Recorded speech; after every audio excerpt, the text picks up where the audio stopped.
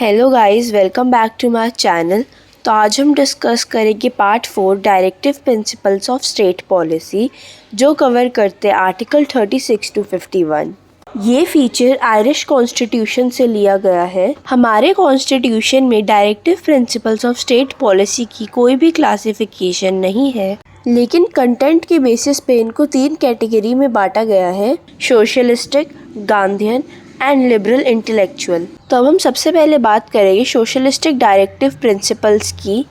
They lay down the framework of a democratic socialist state aimed to providing social and economic justice and set the path toward the welfare state. Article 38 है promote welfare of people and minimise inequalities. Article 39 है right to educate, means of livelihood for all citizens, equitable distribution of material resources, prevention of concentration of wealth, equal pay for equal work, preservation of health and strength of workers, opportunity for health development of children.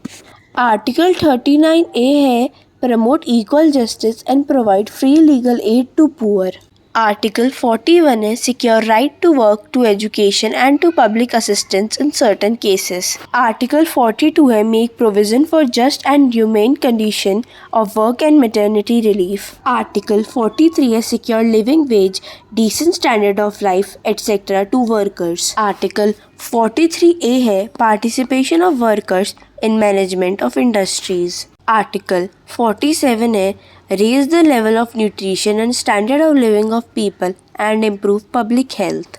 Socialistic directive principle का main aim है equality को promote करना, जैसे कि same काम के लिए same pay, equal justice etcetera. It also provides for better working conditions and environment and decent standard of living. अब हम बात करेंगे गांधीयन डायरेक्टिव प्रिंसिपल्स की. They represent the program of reconstruction initiated by Gandhian during the national movement. Article 40 है organisation of village panchayats. Article 43 है promote cottage industries on an individual और cooperation basis in rural area. Article 43B है promote voluntary formation, autonomous functioning, democratic control and professional management of cooperative societies. Article 46 है promote educational and economic interests of SCs, STs and other weaker sections. Article 47 है prohibit consumption of intoxicating drinks and drugs which are injurious to health. Article 48 है prohibit slaughter of calves and other milch and draught cattle and to improve their breeds.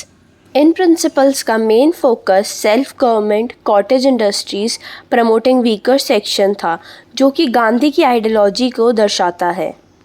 अब हम बात करेंगे liberal intellectual directive principles की.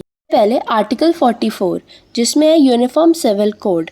Article 45 जिसमें provide early childhood care and education for all children until they complete the age of 6 years.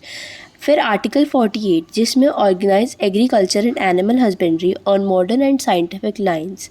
Article 48A protect and improve the environment and to safeguard forests and wildlife. Article 49 जिसमें protect monuments, places and objects of artistic or historic interest which are declared to be national importance. फिर है article 50 जिसमें separate judiciary for executive. Article 51 जिसमें promote international peace and security. ये principles liberalism की ideology को दर्शाते हैं. Liberalism is a political orientation that favors social progress by reforms and by changing laws rather than by revolution.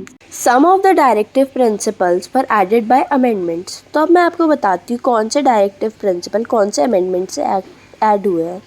42nd Amendment Act 1976, article 39F, article 39A, article 43A, article 48A. 44th Amendment Act 1978, article 38.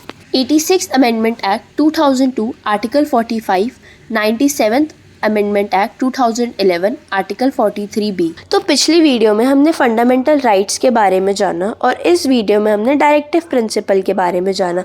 तो हम दोनों के बीच में क्या difference है वो discuss करेंगे. Fundamental rights are justiciable. इसका मतलब ये है कि अगर हमारे को हमारा राइट नहीं मिल रहा है तो हम उसे कोर्ट के द्वारा इन्फोर्स करवा सकते हैं. Directive principles are non justiciable, मतलब not legally enforceable by courts for their violation. Fundamental rights are negative क्योंकि वो स्टेट को कुछ चीज़ें करने से रोकते हैं. Principles are positive क्योंकि they want to state to do certain things. Fundamental rights are automatically enforce, मतलब कोई भी लेजिस्लेशन की ज़रूरत नहीं है उनको इम्प्लीमेंट करने के लिए.